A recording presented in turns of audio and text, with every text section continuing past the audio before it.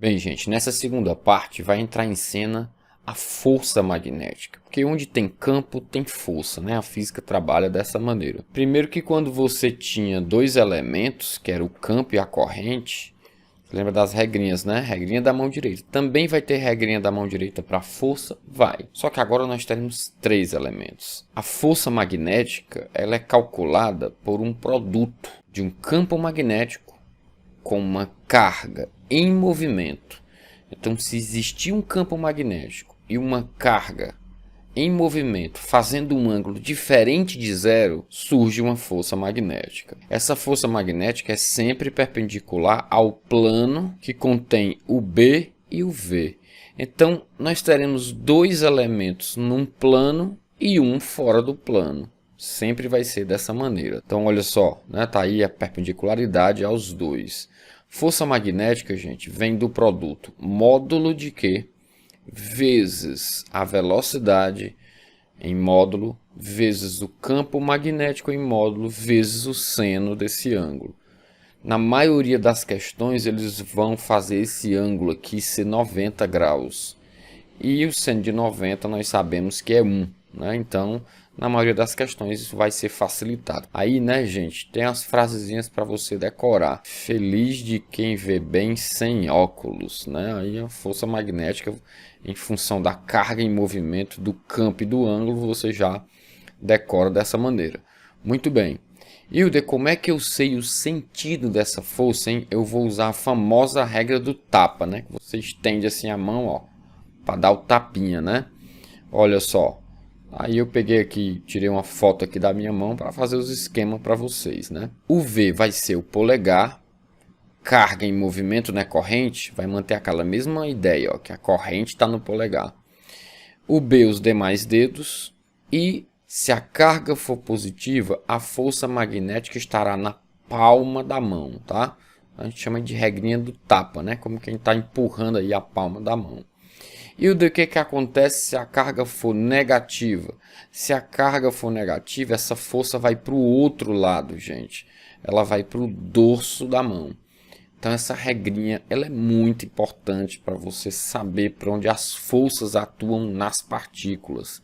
Elas vão causar desvio nas partículas e eles perguntam isso muito nas questões. Hilder, como seria isso numa visão na hora da prova? Um exemplo pode ser esse, ó.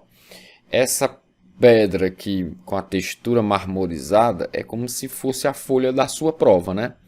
E você olhando da prova, tá aí o vetor B, tá aí o vetor V. Então tu vai ter aquela historinha, né? 2 no plano, agora são 2 no plano, ó. E 1 na bola, né, ó? A bolinha ali, ó, que representa o vetor força magnética, que nesse caso, olha aí a regrazinha da mão direita, né, ó. Pode estar aí saindo ou entrando na página. Vai depender do sinal da carga, tá? Ó, gente, tá vendo aí como é que é a regra, né? Ó, demais dedos B, polegar V e o vetor, se a carga for positiva, ele sai, né? Então a força magnética vai estar na palma da mão, tá certo? Se a carga for negativa, ele entra, vai estar no dorso da mão. E essa é a ideia, tá? Se você sentir dificuldade de fazer isso aí, por exemplo, agora vai ser muito difícil, né? Que a sua mão vai ficar meio torta assim. Você roda a prova, gente, ó. Para ficar mais fácil de fazer. Roda a questão que você está fazendo, ó. Para ficar mais fácil, que agora é mais fácil fazer isso, né? Tem que fazer tipo isso aqui, né? Porque eu estou fazendo no mesmo sentido que tá. E você tá vendo a minha mão de costas por isso, tá? Tô fazendo no mesmo sentido que tá aí na tela a fotografia da mão. Muito bem. Carga positiva para fora, né, ó. Tá certo? Carga negativa para dentro, né, ó, da página, tá?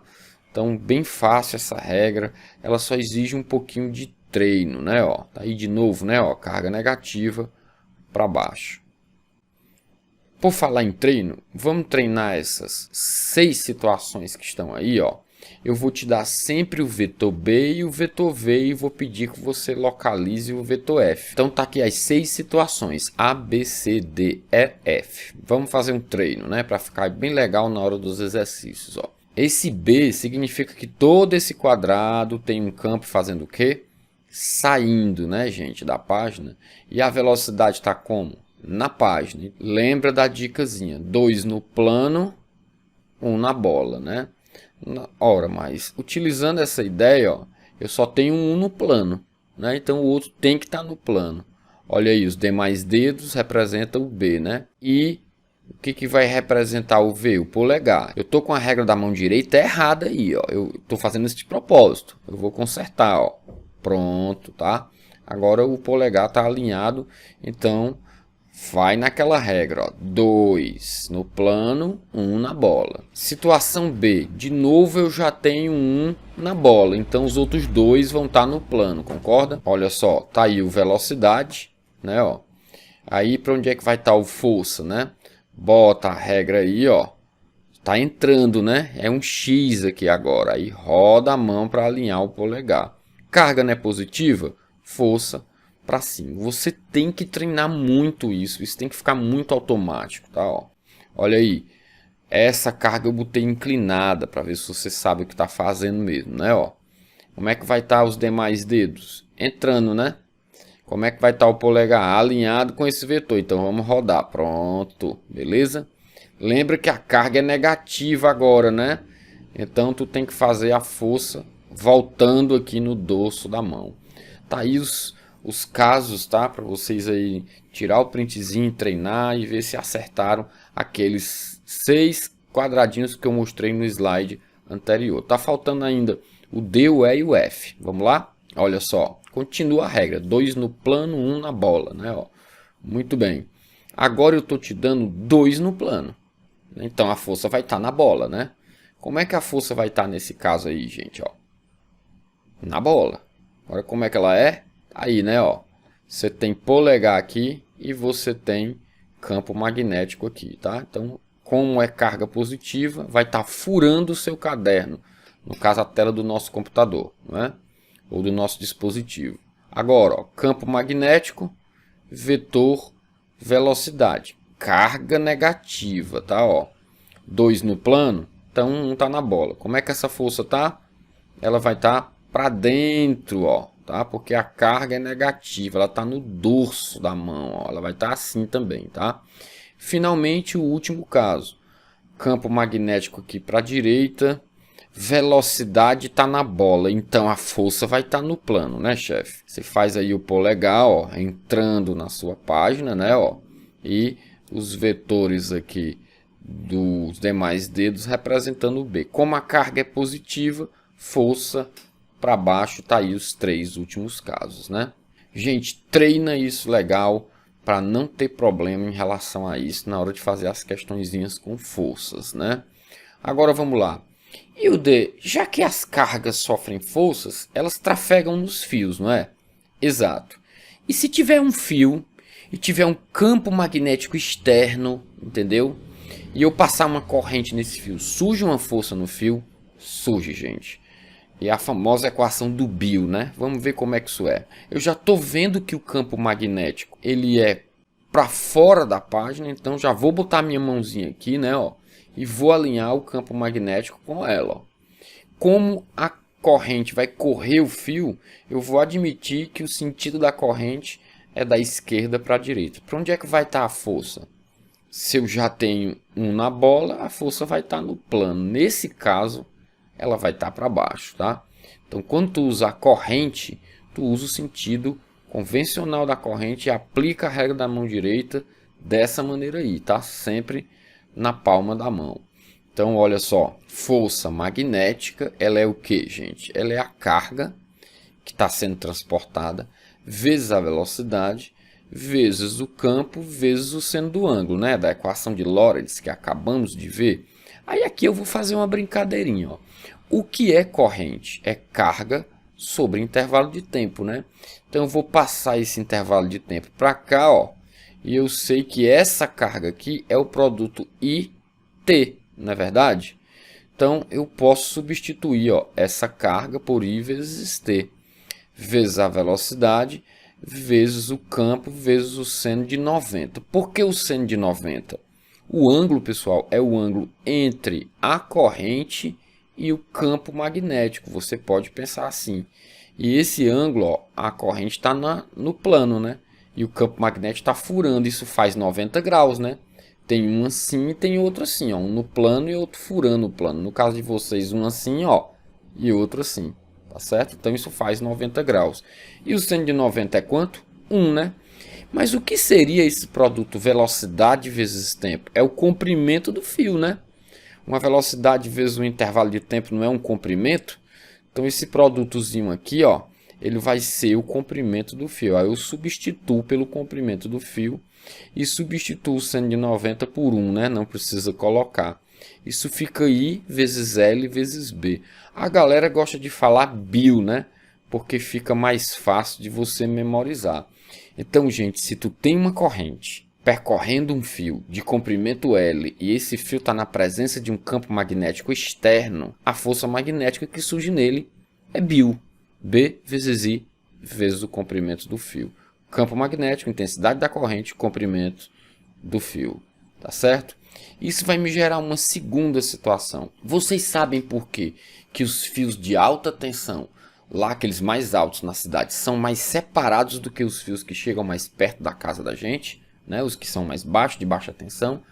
Porque um fio, ele gera um campo magnético ao redor dele, não gera? Como você vai ver agora, ó. Se uma corrente percorre esse fio, surge um campo assim, ó.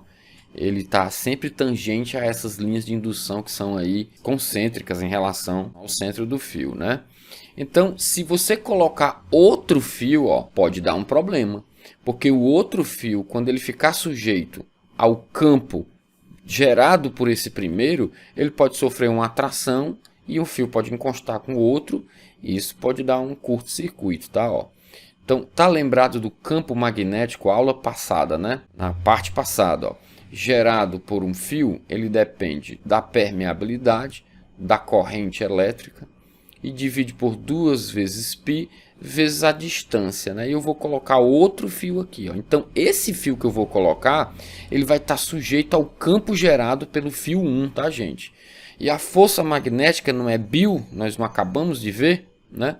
Então, a força magnética que esse fio experimenta é o campo do outro vezes o comprimento dele, vezes a corrente que atravessa ele. Ó. É o campo do outro que está sendo gerado, que é um campo externo, vezes a corrente que atravessa ele, que é I2, vezes o comprimento aí de ambos, né, que eu vou chamar aí de L.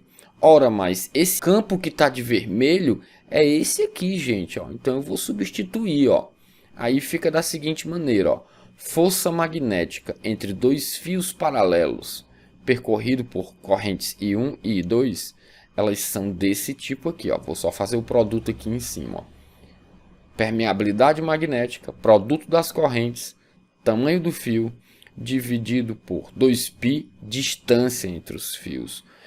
Perceba que a força magnética é inversamente proporcional à distância entre os fios. Então, esses fios, se essas correntes forem muito grandes, gente, esses fios não podem ficar muito perto não, né? E quanto menor a distância, maior vai ser a força entre eles. E se você aplicar a regra da mão direita, olha só, demais dedos subindo, você vai fazer isso aqui, ó, para sua tela, tá? Demais dedos subindo, corrente I2 indo para a esquerda, esse fio se sentirá atraído pelo fio 1, né, ali.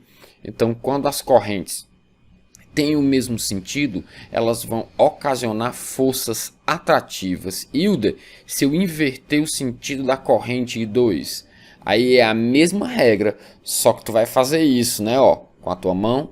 Aí, ó, vai bater aqui na minha cara, no caso vai bater na sua cara, vai sair para a parte externa da tela aqui, ó. Então, se as correntes são de sentidos opostos, as forças são repulsivas. Uma das aplicações interessantes disso que a gente viu é o filtro de velocidades. Imaginem que vocês têm duas placas aí carregadas e elas têm campo elétrico entre elas, não tem? O campo elétrico aponta para baixo, não é verdade? Aqui nesse caso, porque ele sai das positivas para as negativas. Se eu botar campo magnético entrando, ó, e aplicar a regrinha de uma carga que foi jogada, ó, eu vou jogar uma carga positiva, né? Então ela tem que sofrer uma força elétrica para baixo, porque a força elétrica tem o mesmo sentido do campo elétrico, não é verdade? Só que a força elétrica é do tipo Q vezes E. A força magnética, gente, ela vai ser como aí? O campo é entrando, a velocidade é para a nossa direita, né? Então tá aqui. A força magnética vai ser para cima. Você pode fazer com que essa carga trafegue em linha reta. Basta que você modifique a intensidade ou da velocidade ou do campo. Se o campo magnético for fixo, você mexe na velocidade. Para que essa carga trafegue em linha reta, a força que ela sofre para baixo tem que ser igual à força que ela sofre para cima. Atenção, aqui nós desprezamos a força-peso porque ela é muito menor do que as forças magnéticas e elétricas. Isso é uma carga muito pequena, isso é um íonzinho, então o peso dele é muito pequeno, a gente não leva em consideração. Também é possível, turma, que a força magnética seja maior do que a elétrica. Se acontecer isso, o desvio é para cima. Se acontecer da força magnética ser menor do que a elétrica, o desvio é para baixo.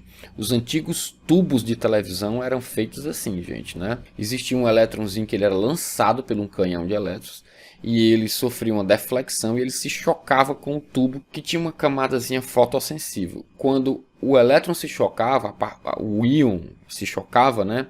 A partícula transformava energia cinética em energia luminosa, e o pixel da TV de tubo era feito assim.